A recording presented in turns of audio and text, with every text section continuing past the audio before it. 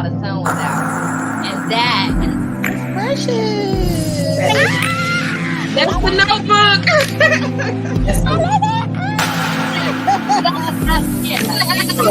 Because I'm not dropping it low and spreading it wide for coffee. Right. Our grandparents. But are we gonna put more with that mark in that prayer? What action are we gonna put in place? I like Chili's goal, but listen, Bob.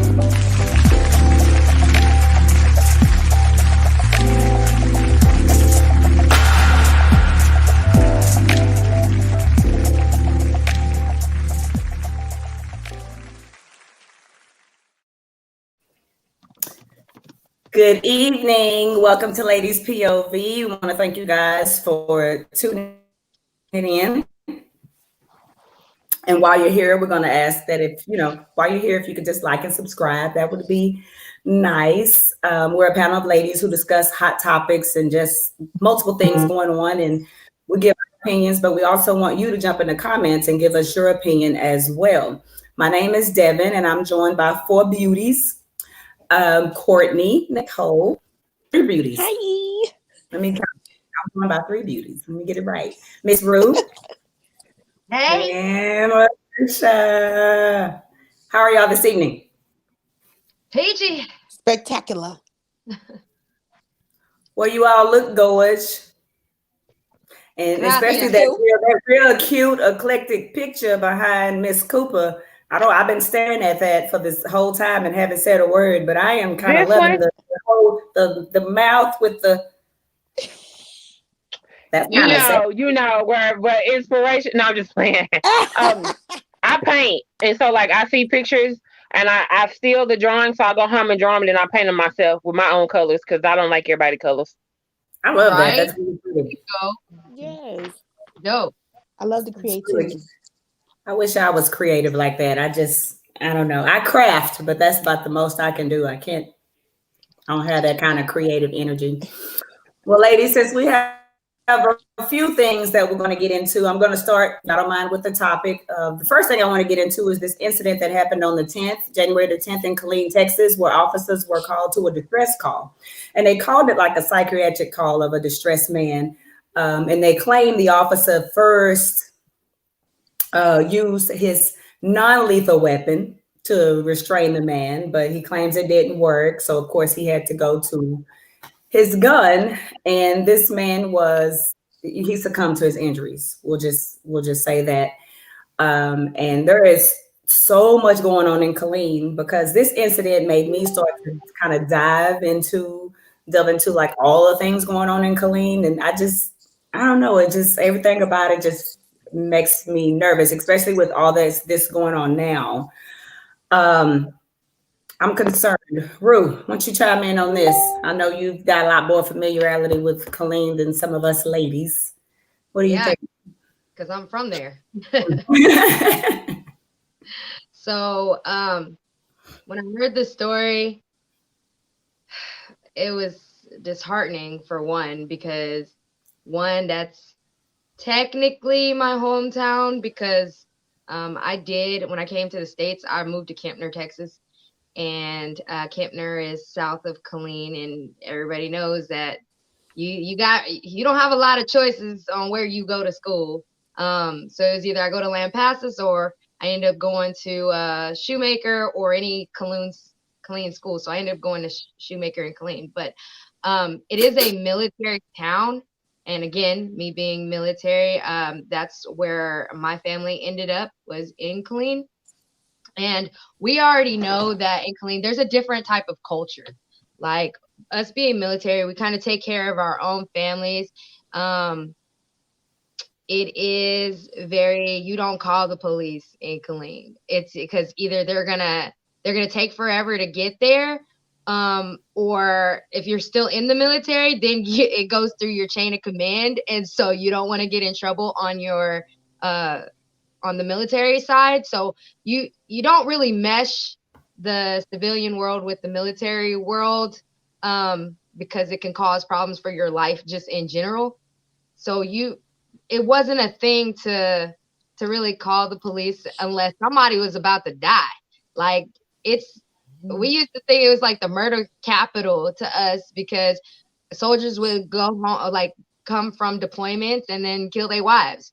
It was wife killer capital. And that was just, you're hearing more and more stuff now, but from my perspective, that ain't nothing new.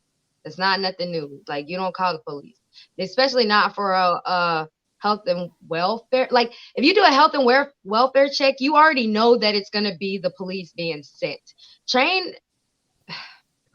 The police are not equipped to deal with mental, which is really weird, especially in Killeen, because you do have a lot of soldiers and you do deal with a lot of PTSD situations. So you would think they would be trained, but again, when it comes to stuff like that, we don't really deal with the police.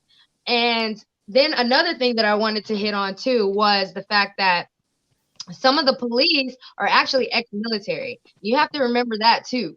Like, you have a culture in Killeen, and then you have the police that have, you know what, let me correct that, because this is really sensitive to me, just knowing the background of the city. It's just, there's just certain things that you just don't do. You don't call the police for a psych, like to get they're not trained for that. You don't call the police for a health and welfare check unless you plan on somebody going to jail. Because one, it takes forever for them to get there, and then for two, when they do get there, they got an attitude. I'm sorry, I don't care if anybody gets butt hurt, but that's how it's always been for me, like during my personal experience. So I just don't. I think y'all gotta stop calling police whenever it's mental issues. You need to be able to learn how to de-escalate and not rely on police to de-escalate the situation for you, especially in this day and age. Like, we feel more threatened by the police. So if you have a trauma going on that you're trying to calm down, that's an escalation to me, especially with somebody with PTSD. Or I'm not even sure they even thought, I'm not even sure if he was actually even diagnosed. So that was, yes, I do think Killeen PD needs training. And I think a lot of the police there needs to be police reform, because they're not there. They go to school for 6 months. I don't know in New York how long the police go to school, but us going to school for hair is longer for police going to training, going to their academy. So if we more training, we get a year of training, and I have to take an additional 3 months to get another license on top of what I already have, then the police should be held accountable and trained. And I do not agree with this whole defund the police. Our tax dollars. I was just going to mention that and see how you felt, if you felt like this was a good category, because I don't know, I'm a little different when it comes to defund the police. I don't believe necessarily defund the police, but I think the police should not be the ones we call for every incident. I think someone who's trained in mental health and things like that should be the person that shows up for an incident such as that, because the police are not trained to deal with someone with PTSD or bipolar disorder or whatever it is, that's schizophrenia. You know what I'm saying? But someone who has a degree in mental health and also maybe can be trained as well in the justice system and things like that. Maybe that's kind of what I think of when I think of defund the police, where you don't call the same people for every incident. So there's a confusion when it comes to that, because it's not that defunding the police it's emotional and reckless to say. I would say demilitarize the police. But you also have to realize that, again, police really go after those people that are ex-military, because they can follow orders. They were once used as weapons, so they know that they can handle high stress situations. But then on the flip side of that, it's like, okay, they may have some trauma too. So for one, police need to be trained, need to be psychologically evaluated first and foremost. Two, we need to set out a budget for them to get adequate training, which includes cultural sensitivity and mental health sensitivity. so that they can learn and decipher how to deal with certain situations. Because a lot of those green people could get out there and they're put in situations or demographics that they're not familiar or comfortable in, and they think of it all as triggers for them, and then they don't know how to react. So, or they react very hastily, or because they're sitting there saying, oh, we got to think quickly. They're not thinking rationally at that point. It's more just they're reacting, period. So they need to actually put them through real life scenarios. I like the fact that I don't know if you remember Major Payne, and they did that scenario where they put him in front of like a panel of people, of the officers, and they were like, okay, go through this and tell me how you would handle this situation. And she was like, oh, he hit me, and then he went and like started smacking him. Don't you ever, like, I feel like that's accurate. They should do stuff like that to see if somebody's actually gonna be like that. Like, role play, go through it again and again and again and again, and make sure that you're not trigger happy. Make sure that your hand is not on that gun. Make sure you're reaching for your taser instead of your weapon. Make sure it's on the right side. Go through all these things. So funding needs to be put in specific places, especially when it goes towards their education, their training, how they deal with people, especially in different demographics. So can I just say that I do agree with defunding the police, because studies have shown that there is literally money being taken away from schools, psychiatric programs, community programs. Literally that same amount of money, if you add it up, is all being taken away and is given to the police, who then go into different communities and they respond to these situations in an inappropriate way. I don't see the problem with defunding them if you're giving the money to the appropriate resources. If you're giving the money to after school programs to slow down the school to prison pipeline, if you're supporting social workers, because a lot of those social workers out there, I have quite a few social worker friends, and a lot of them work off the clock, because there's just not enough resources to go into paying them to continue doing what it is that they're doing and still being paid, or even giving grants to students who want to pursue that lane, of education, to go into the field. Like, there's almost no incentive for people to do that. Like, you just kind of have to sign up for it and say, well, I'm just ready to take a mental being, and oh well, I know I'm not going to get paid, and I'm just going to do it because I know it's the right thing. So if you defund the police, who do you call for help? So that's, to me, more of an issue of the system that we have in this country. And I talk a lot about the system, right? Like, why is it that when you call 911, it's immediately just the police? Like, why is it that 911 operators are not trained to kind of funnel your issue to the correct authorities? So they are. Yes, they're trained, but like, okay, better question. How come there are not more resources available for them to dole out? For example, we all know, you just said it yourself, police are probably not the best people to call for a mental health crisis. So like, why are social workers not available when you call 911? And in other countries, they do have systems like that. And the numbers of police killing citizens are way lower in other countries. So I just think it's something for us to consider. I'm not saying that police are unnecessary, and I don't think anybody with any sense would say that police are unnecessary, because you do need, obviously, some sort of law enforcement, but there's got to be a better way to funnel mental health, child abuse, domestic violence, like things like that. There's got to be a better way to address it, so that's not something that continues to happen. Okay. Where are you on? Oh, sorry. Okay, so my scheme. I'm on city council here in Irving, and I have oh, thank you, Lamar, for the super sticker. Thanks, Lamar. I have a special needs child, and my fear is that someone will be called out for a wellness check or something like that. So what we're trying to put in place is having those social workers available, having those psychs available to come out with the police and do ride-alongs. And so it's not just saying that, oh, we don't have the resources.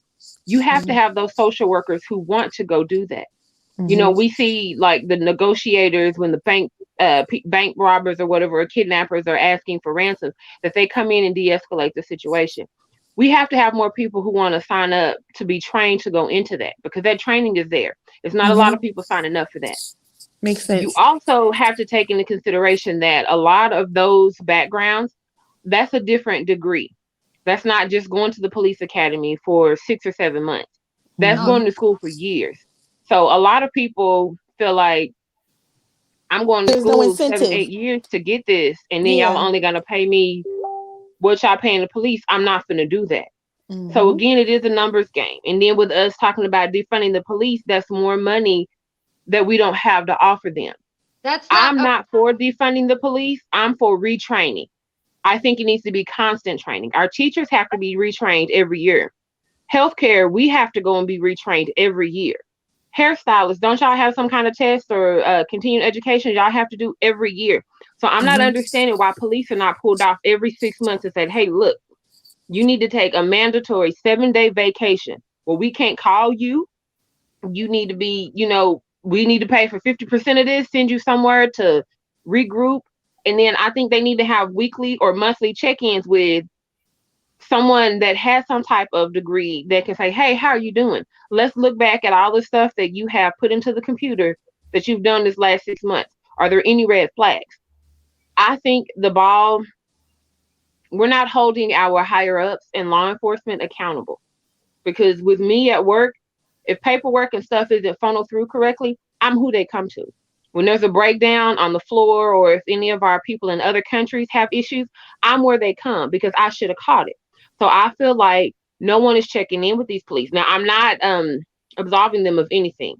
they I don't think we are. I don't think enough interest is being taken. I think people are they're sweeping this under the rug. They're overlooking it. They're saying, "Oh, okay, it just happened once. Let's let it go." I think on that very first incident, or that chance of an incident, that's when we need to get involved and pull them off and say, "Hey, come sit down, lay on this couch, mandatory 3, 4, 5, whatever visits.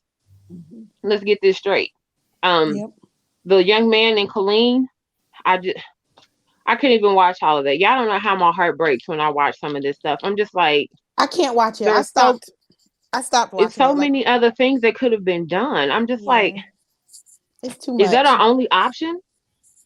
Like, so you couldn't have turned around and walked off. the body cam wasn't released yet, correct? Yeah, Okay, I haven't found it. so we actually don't know, still don't. We're assuming that he was unarmed, or we're assuming what hasn't been seen yet.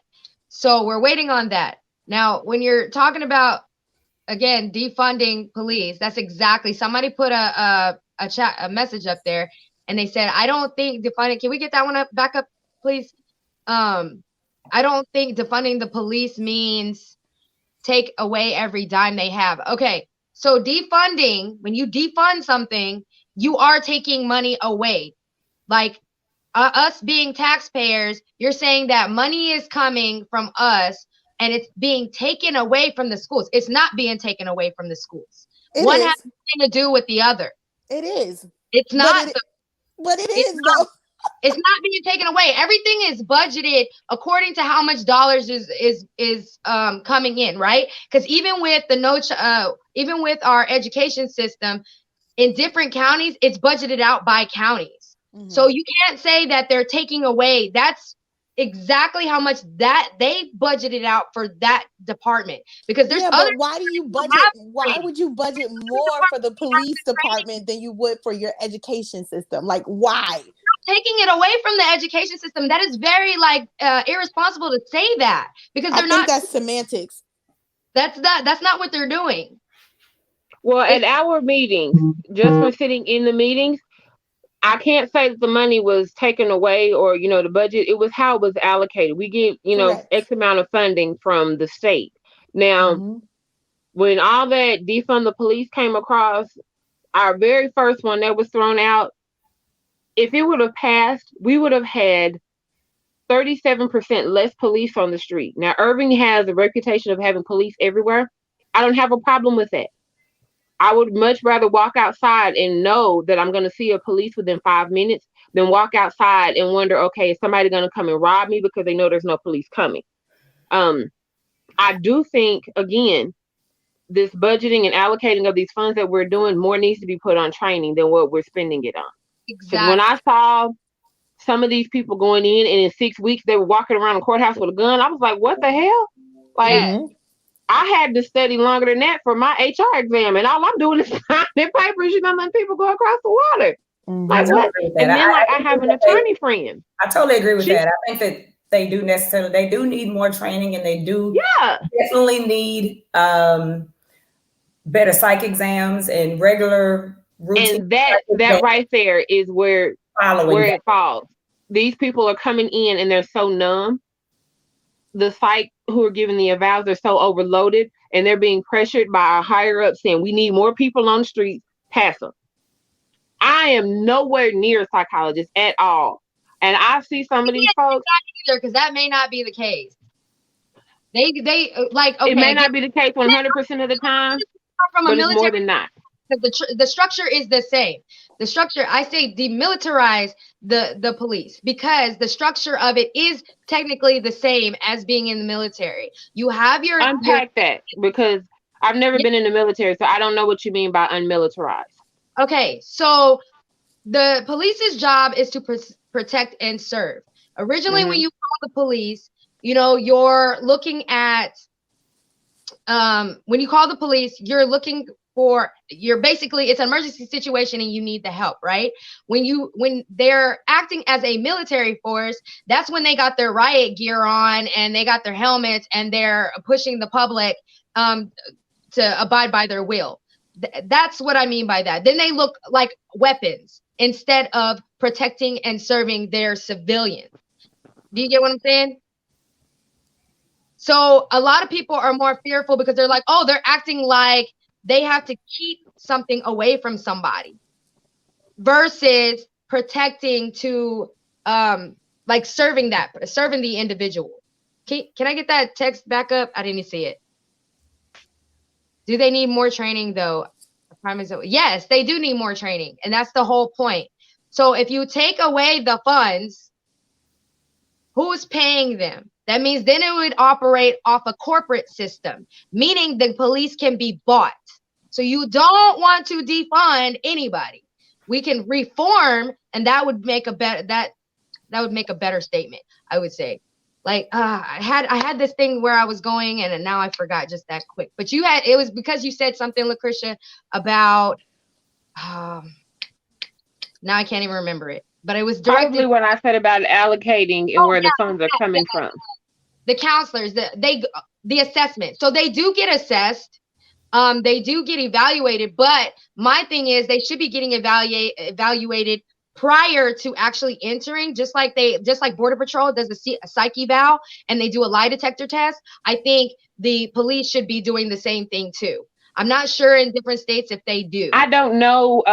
I can't speak. I only know 4 or 5 officers, and from what I've been told, and so just not to put them on the line because I don't want anyone's job in jeopardy, but they have said going through psych evals, they can get through like 20, 30 minutes of it. And then the evaluator is like, oh, okay, you're a good cop. I haven't seen anything on your record. You can go. And I'm like, wait a minute. And one of the officers actually put himself on leave. He took a vacation because he was like, I can't deal with this. I'm Black. I'm married to a white woman. I have people calling my house. When they see me in the street, they mad, they pissed off because of Black Lives Matter versus Blue Lives Matter, and he said it was just too much.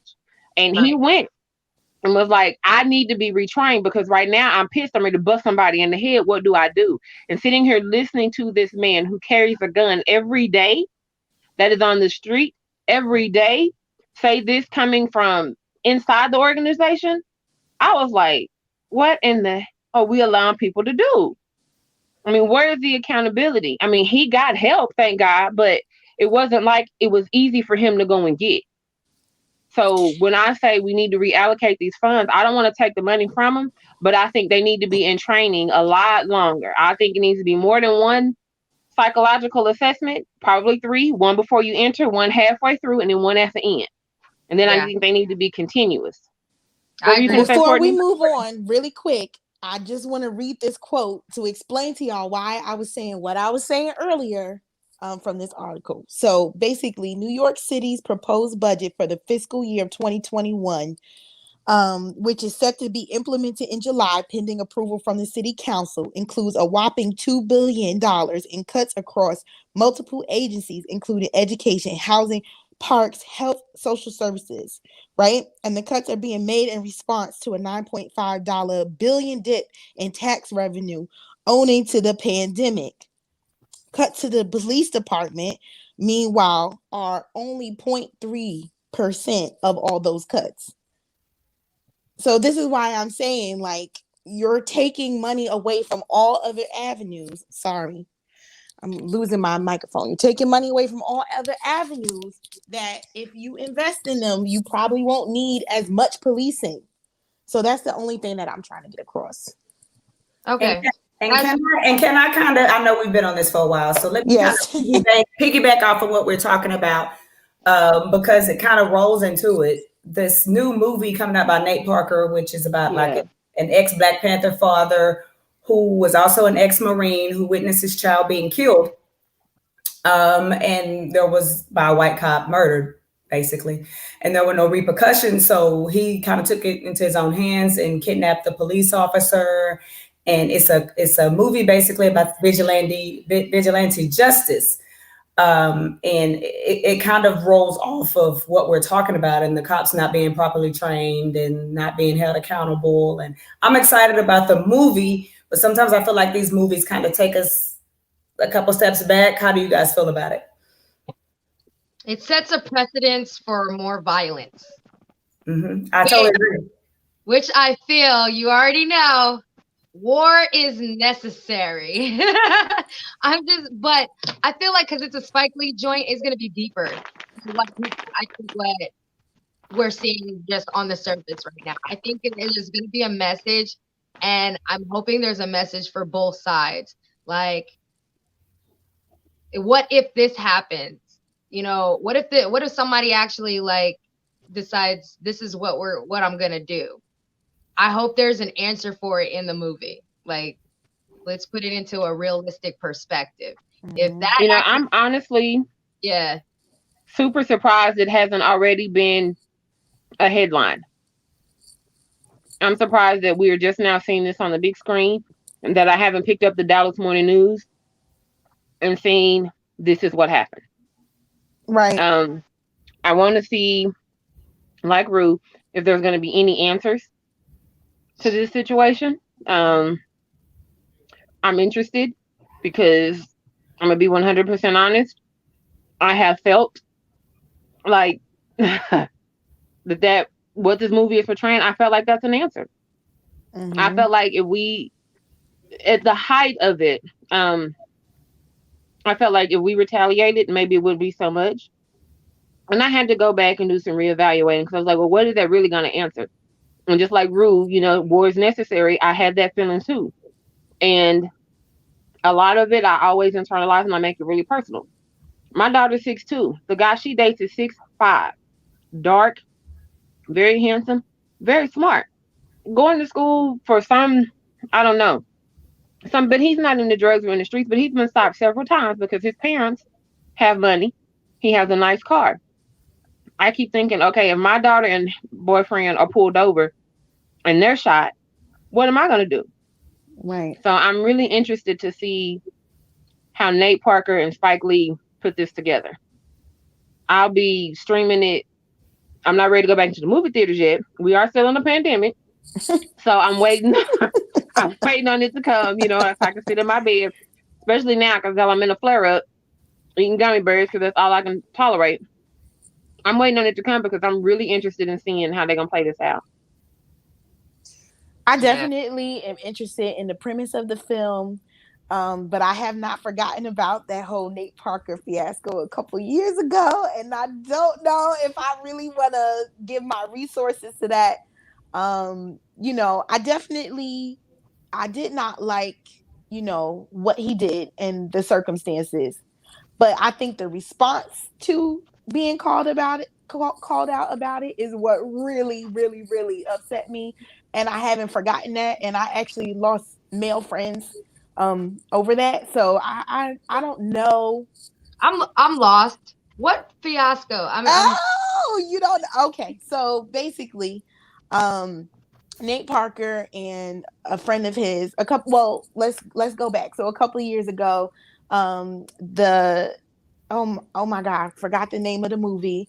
I can't call the name. Nat Turner. Sorry, the Nat Turner film came out a couple of years ago. And it was divulged that Nate Parker and the director, who were friends in college, were actually accused of raping a young woman, and that they got off, in the legal system, but the young woman for years suffered consequences leading up to her suicide. So very gray area about what happened with that story. But I think for me, like I said, what bothered me the most about the story and the response to it was he then went to Essence magazine and kind of pleaded with Black women to not hear that story and think it could be fake, and I did do this, but kind of casting the shadow of a doubt and kind of putting the onus on Black women to ignore, kind of, or telling us it's our responsibility to ignore those accusations and to go support his film. So it was just very weird. It was a weird time, and it was a weird ask, I felt like, from him. And I felt kind of violated reading it, because I was like, do you take us for fools, or what really are you saying? So yeah, that was that whole thing. So you're not going to see the movie because he's an alleged rapist. Maybe. I didn't see the last one. I mean, it's no sweat off my back. Oh, thanks, Charles. You got a super sticker. Yeah. It's no sweat off my back. It's the alleged rapist thing was not the thing, Rue, that got me so much as it was the blatant appeal to Black women to ignore and not investigate and not ask questions. I think that was the part for me that got me upset. That was the part that really upset me the most. You got to find the article. He did an interview with Essence, and it was very how can I say, it had a very public relations ish feel to it, and it just left a nasty taste in my mouth. It was a big spin on it, I think. Yeah, it was and it was almost an insult to your intelligence. Yeah. And here I am. I don't think I was any older than maybe 23 or 24 reading that article, and here I am, a young woman, and I could see that it was very insulting to the intelligence. So I was not really feeling it. That's really unfortunate that a possibly good movie by Spike Lee would not gain attention because of somebody else's indiscretions. That sucks. See, I didn't even know that. Yeah, well, I feel like there's not been a lot of advertisement and attention even being placed on this movie. I'll be honest. I hadn't. I mean, at all. I feel like it's not being advertised for many reasons. I'm looking forward to the movie. I'm going to watch the movie, but I'll be honest with you. I'm so sick of all these movies about Black trauma. Yes, girl. I haven't been excited about a movie since Taraji P. Henson, where she was working for NASA and she was all intelligent and doing all these great things. I think that's one of the last Black movies that I've been excited about. I mean, all these ones about just Black trauma, and I'm not saying it's not relevant and all that, because it is, but I just would love more positive movies about Black people. I just told my daughter, I said, I'm tired of seeing us as slaves, and I'm tired of seeing us as drug dealers. And getting killed. The police are mistreated and racially profiled. And Tyler Perry getting on my nerves. Every Black woman ain't heartbroken. We ain't all looking for me. Some of us have very, good jobs. Some of us are happy being single. Damn, some of us are fine being fat. Leave us alone. Pick up somebody else. So period. I know you're not going to watch this video, but I'm calling out to you, Shonda. When you make a positive movie about Black women who don't give a damn about having a man and that are making millions and living their best life, Let's make that happen. Ava DuVernay, what's up, sis? Like, can we get some positive? Can we get some fantasy? Can we get We need some interracial women too, because we got to keep Rue in there. right? Rue got to be on there with us. Hello. It ain't gonna be a movie without it. But just don't give her a gun. Don't give her a gun, look. And make sure she can't be censored. Let's put it on Netflix so she can cuss and do whatever she want to do. I think we should give her a gun, though. That's when the movie's gonna get good. I think we should give her the gun. And thanks so much for that super sticker, Charles. We appreciate that. We do. I'm like, yeah, I like knives too. But yeah, on a positive note, though, about positivity, as we know, on the 20th of this month, Joe Biden will be named as the next president of the United States. I hope y'all stay in the house that day and that none of you are actually going to the inauguration, which at this point, I think they closed the bridge and they're not even allowing anyone to go to this inauguration. But I know one of the first things that he's working on is the American, the $1.9 trillion American Rescue Plan.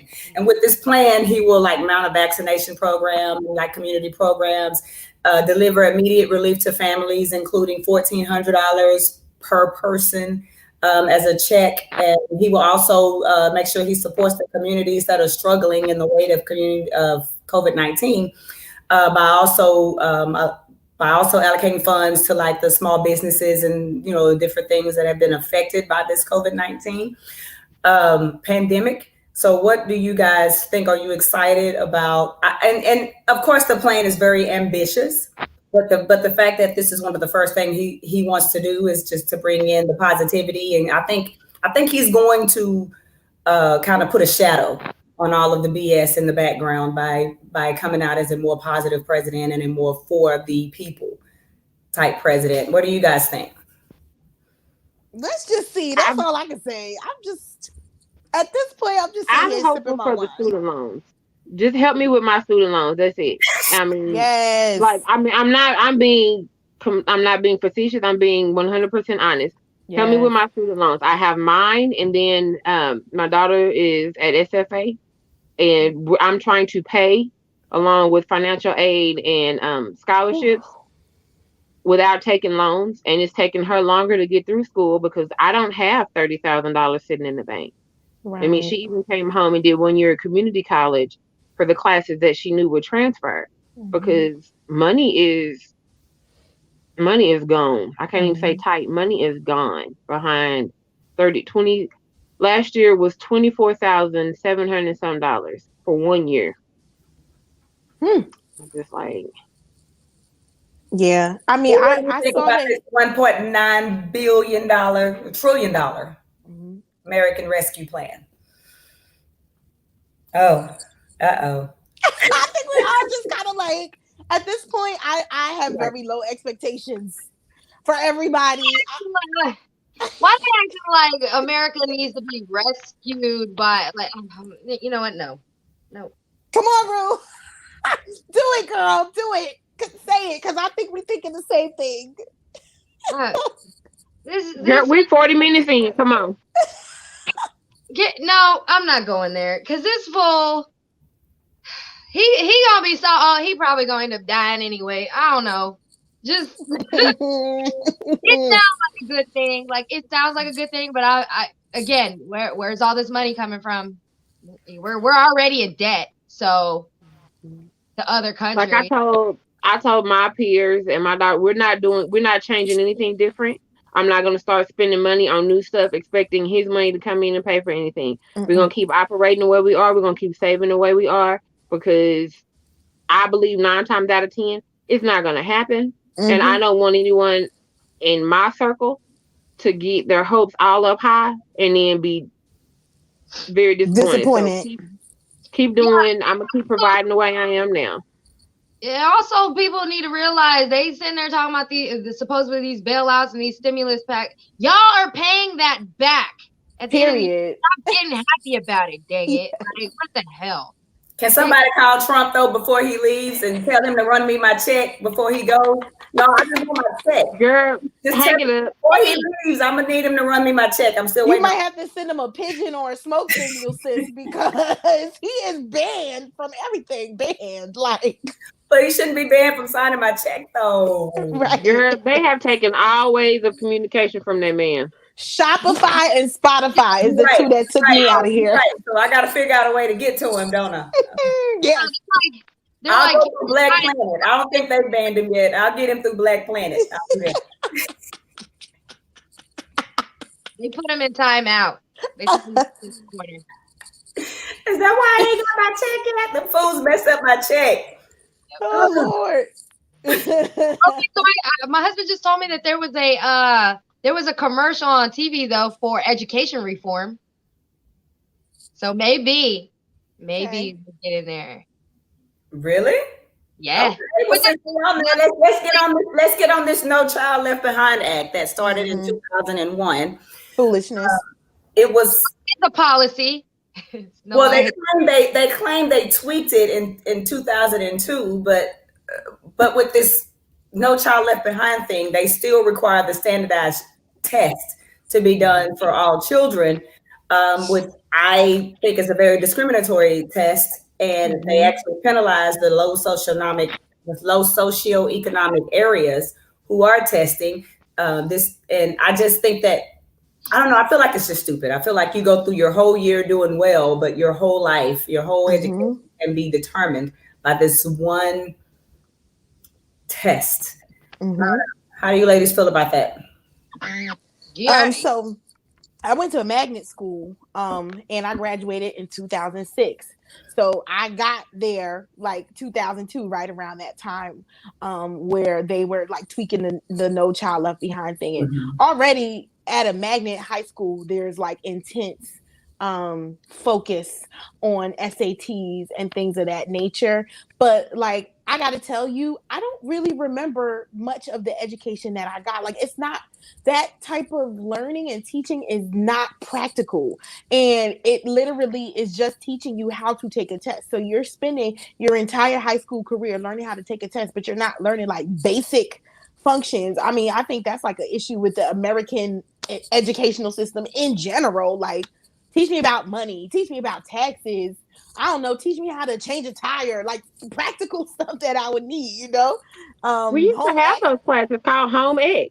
No, Yeah. we don't have home ec here in the They north, don't y'all. have them. They don't, and they stopped it here in the south also. We don't have home ec anymore. But it would help. Call it help. I opted my children out of exactly. I opted my children out of the state testing. Yes. For one, my son is special needs, so coming to him with a regular test didn't work, and he's not on a spectrum. His special needs came from being in a car accident when he was 6 months old. He was ejected, and it caused some dark spots on his brain. He's had strokes. He's had tumors. So you can't say he's autistic. You can't say he has Downs. He doesn't. So there's really not a place for him. Yes. I am very, very involved in the school district. I fight for my son weekly. So they knew that test, when they brought that up to me, when the lady brought the paper in there, she brought it to me and she said, "Here, sign this, because we already know we ain't gonna spend 30 minutes on you arguing." She already knew.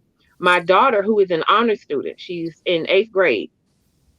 She can talk to you. She can pass any oral exam. But if you give her a piece of paper and a pen and you tell her, if you fail this test, you're going to fail this grade, she's going to fail. She has whatever they call as test anxiety. So her exams are oral, or she writes out stuff and they ask her questions. And her teacher has even come to me and said, "Listen, I'm sorry that she has to take," I think they call it the STAR exam now. When I was in school, it was a TOEFL test, but you can opt her out of this. She'll take another form of a test. My baby comes home with straight A's. That first test she came home and she failed the math portion. She made 59%. I knew then something not right. There's no way in hell. And when she retested, her teacher told her, "Oh, this is just a practice test. This is not the test." She aced that mud. 97%. It was the test, the real one, 97%. Only difference is she didn't have that stigma of, "I'm a pass. If I don't pass, I'm a fail." That kind of, and I was like, "No, we're not going to do that, because my baby does her work. You're not going to tell me just one piece of paper. No." So stop teaching her to this test and teach what's in the books. So the teaching to test is a result. Like, it's a consequence of having the No Child Left Behind policy.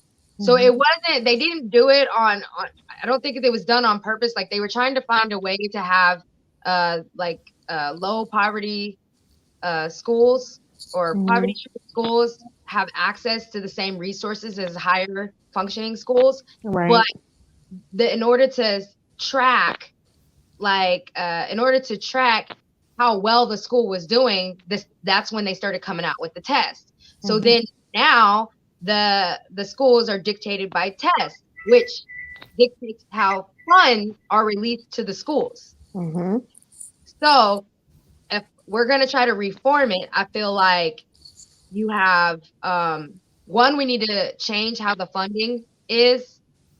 Like there needs to be a more collective and more uniform way to fund it. Like I don't want to say like it needs to be same across the board. It needs to be more uniform across the board of how the funding is, and there shouldn't be any value on like property.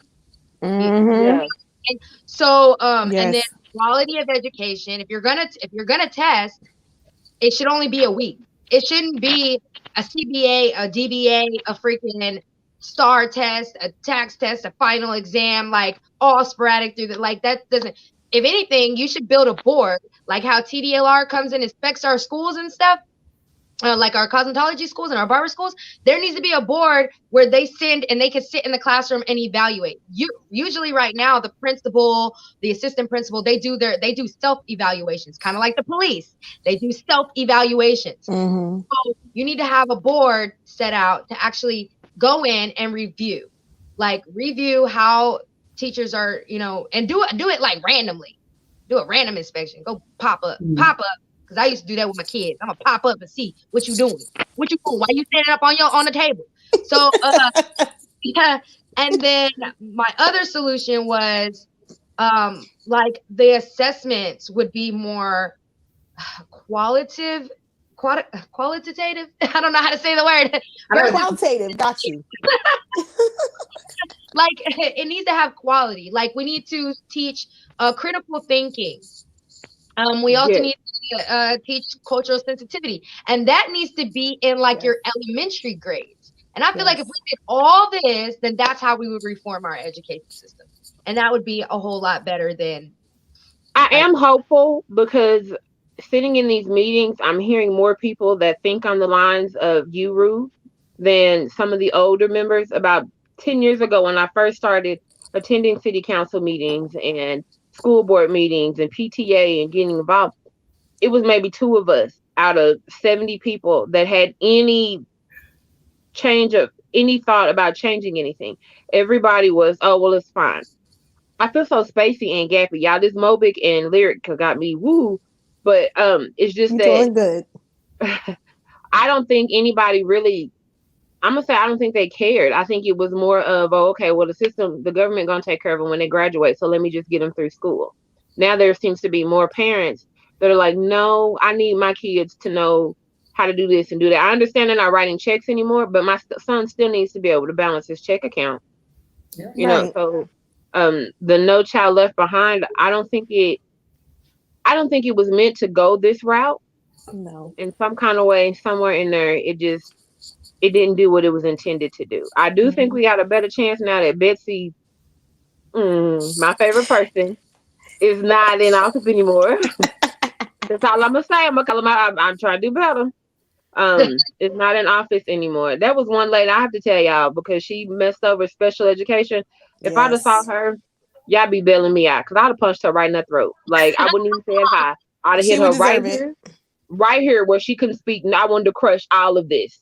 I don't say another word. Don't say hi, bye. Don't blink. Just go. Well, now I'm with you. I'm so hopeful. And while we have just a few minutes, you guys, on a light note, I don't know if y'all are aware, but Letoya Luckett has announced that she will be splitting from her husband. I believe his name is Tomicus Walker. They just had a baby 3 months ago. Yeah. And she's also announced that he's split, and there's been rumors that maybe he cheated. I think the fact that and who knows if that's true, but I think the fact that that's sad. That's not a light note. That's sad. How was that sad? Well, it's a lighter topic. It's a That reality, was a good transition, Devin. it's a reality show topic. You But go, host. You go, girl. let me tell y'all why I think it's a better topic, because I'm so big on women's empowerment and women doing what they want to do. I was going to say the fact that she has a 3-month-old and she dumped his ass. Exactly. She is okay with being independent. She's not here for the BS, and she's okay stepping out on her own. And I think it's a display of independence and things like that for women. So that's why I think it's a positive note, because I think it shows that women ain't putting up with it today. I don't know. What do you ladies He think? gonna try to get her back. Aha. He gonna try to get her back. He gonna buy her a car with her money and be out on social media saying, "Look what I yeah." He gonna try to get her back. I don't know though, because wasn't he already on social media talking about her friends and this person and that person and the rumors and? You better hope she don't remember them Texas roots. He better carry his ass on where you going. I don't know. I don't know. I think I didn't watch. I think they were on that show with T.I. or whatever, and I've watched like clips since they've announced the divorce. And I know they had moments where he displayed a little bit of aggression, maybe some control issues, and things like that. As far as him like cheating, I don't know. I just think that whole. I know we don't have much time, but I just think that it's like one of the two of the people that counseled them was like T.I. and that one pastor that was like cheating on his wife. Oh, John Gray. John Gray. Like well, they ain't got nothing to tell nobody. Those are two people that they had counseling. The two of the biggest whores in the nation. They had counseling them on being a good husband. That was the first problem. Why in the hell did she sit there and be friends with Tiny? Listen to Tiny complain about her husband cheating. Who cheat all the time on MTV, VH1, whatever, and then think this man was gonna give me good. Girl, I love Letoya. I thought Letoya was, one of the better members, but she might be a little special. Sis, move around. Her and Monica. I think they are so pretty. I think they have great personalities. They're really down to earth.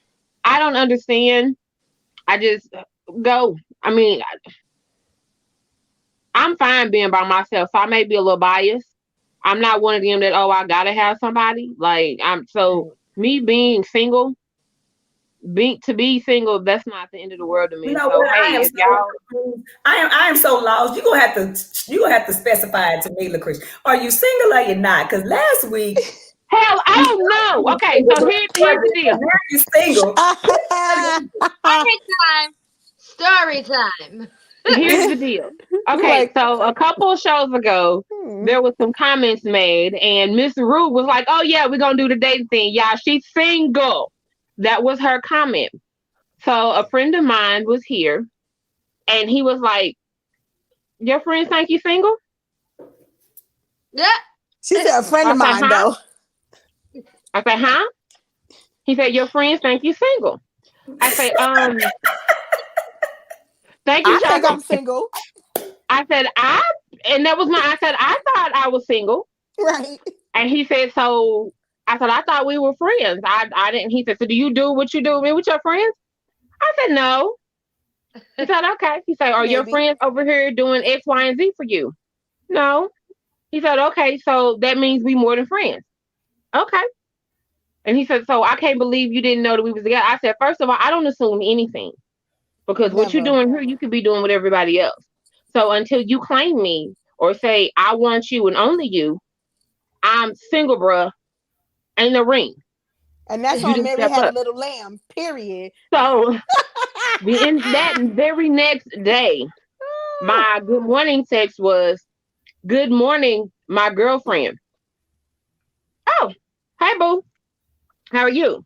So from that point on, I've been introduced as, this is my old lady. This is my girlfriend. Okay. And he said, so are you ready to have that conversation? Sure. And he was like, I'm not trying to force you to be with me. He was like, but if I'm what you want, is obvious you're what I want, then let's do it. Okay, no problem. Now, I do refer all the time back to single because it's kind of a catch-22. We're not married. So technically, I'm single, but I am with him. I'm not dating anybody else. Even though he pissing me off right now, his mistress is work. So I got a little comfortable. Huh? His what? His mistress is work. Oh, his mistress is work. Okay, I get it. Yeah. Oh hell no! I don't do the side chick. No, you can't have me and somebody else. What? His What? mistress. Okay, but I get Okay, it. and that's what I'm hoping that Letoya Luckett will put out into the universe, because you got your Tiny's and your Cardi B's who teach you that your man can lay pipe anywhere he want to, as long as he buy you a car or give you a meal or whatever, then it's fine. And I hope that she puts it out there that it's not okay to be with someone who cheats, and if And someone that's what I had to let him understand. These other women had your attention and you had theirs because you were dishing out money, you were helping this and that. I can finance my damn self. I've taken care of me and 3 children at 30, 21 for years. I've always had 2 jobs. So your money is a bonus. I'm not living, in a mansion or whatever, but everything in this house has been bought and paid for by me. So I know how to pay my bills. I know how to do that.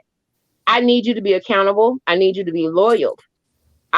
Your money is a bonus. So you can't go out there and screw around on me and then come in with a purse. I got purses on top of my dresser right now that still got tags. Purses and shoes don't do nothing for me. Like for Valentine's Day, he was like, "What do you want?" I slid him a receipt to one of my classes for my master's degree. You can go and pay this boo because I need to be in this class on February 19th. I don't need no more diamonds. Pay for this class. Then that means you ain't single. What? You ain't single then. What? I'm not okay. All right. So my title now. So okay. So I'm saying put single and an exclamation mark. I'm not single. Now watch. Next week he's gonna be like, "You just say my name." Ooh. Oh Lord.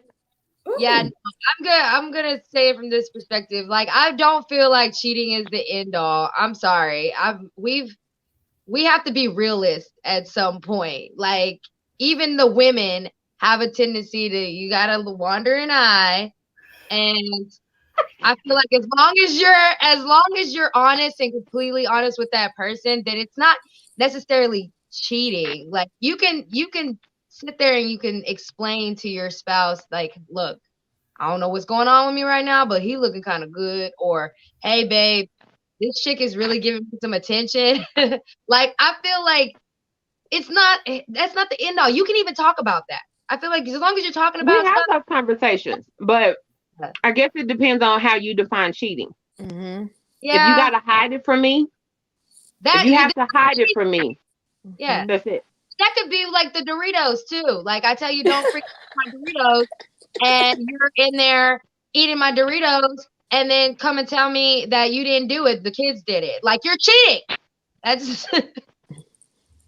I just cheating. The way I walked the away. way my mental capacity is set up, I can't do I cheating. won't stay with the cheater. I've walked I've been out. married in the past, and once something like that happens, I don't recover.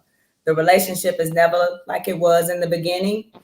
I'm always wondering what you're doing, what you're not doing, and then somehow I start being accused of cheating everywhere I go if I don't answer the phone. I just got an attitude, and a relationship with me can't recover after something like that. I'm gonna be honest. I've learned not to be that petty person that I was, because in my 20s I accepted cheating, but I accepted cheating because I was gonna get you back. And I wasn't gonna get you back by cheating with someone counties over. No, I'm going for your best friend or your brother or your cousin. So when you find out about the cheating, it's not easy to get. It's devastating, and I'm gonna bring receipts. Like, that was my mentality. When I tell you therapy has helped me a long way, I wasn't that sister that, oh, you cheated on me, let me call my girlfriends and put on some Sade and drink some wine. No, I'm finna go get my freakum dress. I know exactly which one of your friends have been in my DM. I know exactly which ones that are whispering in my ear, telling me what you going out and doing, and that's where I'm going. So that wasn't healthy. So I had to eliminate. Definitely, I think I'm definitely vengeful, but I'm not. I was past vengeful. I didn't care. I get angry, and it's not necessarily at the cheating part. It's dishonesty part. It's insulting of my intelligence. Like, I'm not going to find out. And this is, again, me and my husband, we're been together about 10 years, and that's 10 years of actual work. Like, it took a lot of communication, it took a lot of honesty, being your actual true self. And, regardless of how anybody else feels about our relationship, we have to find our norm.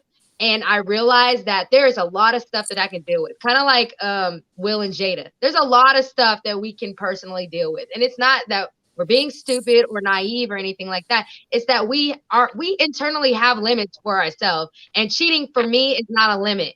That's not a limit. I can literally psychologically get past that because I can understand the psychology behind it. People are stupid. They do stupid things. They make mistakes. And cheating is an adult mistake. When you're a child, you do stupid. Oh, I'm about to cuss. You do stupid stuff, right? As an adult, you're going to do stupid stuff too.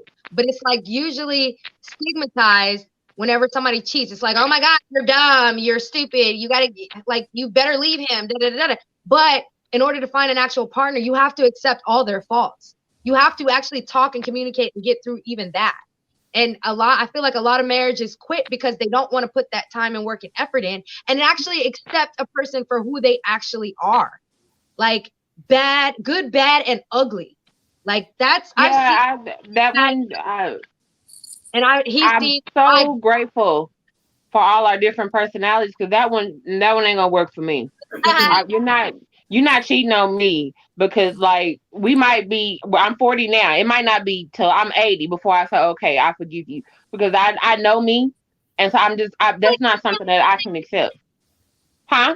I feel like it's unrealistic because dudes are dogs. They're very. I don't think it's easy to cheat. I don't think it's all of it. It's unrealistic is to say that to me, unrealistic is to run to your car when it's raining and not get wet. That's unrealistic. But it takes a lot of effort to cheat, to pull your pants down, and stick your penis in someone's vagina. That takes effort. You know what I'm saying? You had some time to think, like to be in a situation with a person that you're attracted to, and maybe some conversation go on that's not appropriate. And then something like the conversation may be inappropriate, but then at some point you realize, oh, this is going too far, let me move on. But to fall in a vagina, that's not easy. It's like the law. Okay, say somebody comes up to you and says, how much would it cost to do X, this, that, and the other? Everybody has their number. You have a number. To me, it's like the same thing. There is a person's type, and there's like that one thing that would be a perfect storm for them to make them go that way. That is their absolute ugliest. And how do you perfect storm? And I get everybody got numbers, but for me, no, because no, I think you have that yes or no moment. I'm not gonna do stuff to you, and you can't expect me to stay with you, because the one reason that we work is because we've been friends and been intimate longer, about a year. He gave me time to build up that. So he knows me. I know him. And one of the reasons that I didn't put a label on it was because if you still out there entertaining other women, I can walk away. You can walk away. That's like a protection thing for me. You didn't cheat on me. I don't have to take all that in. But once I say yes, it's me, and yes, it's you, then that's it. I don't have time for that. And I know exactly what I want. I'm not going in this unrealistically. I know there's a possibility that one of us will cheat, but here's also me. If I'm at the point where I feel like I'm cheating, our relationship is done, because there's no way that I can go and lay with someone else and still come home and look you in the face. That's not in me. And I talk so much, like we have such a good relationship. I can look at another dude and be like, oh, but he is sexy. Like, we know, we've done this whole hall pass conversation. If I got a hall pass, he know where I'm going. I know where he's going. Like, we were at lunch the other day and a woman walked by. She had a really nice butt. I said, I'm going to Mexico and I'm going to get my booty done. And he was like, no, don't get that one. Get this one over here. So I mean, like, we laugh and joke about that.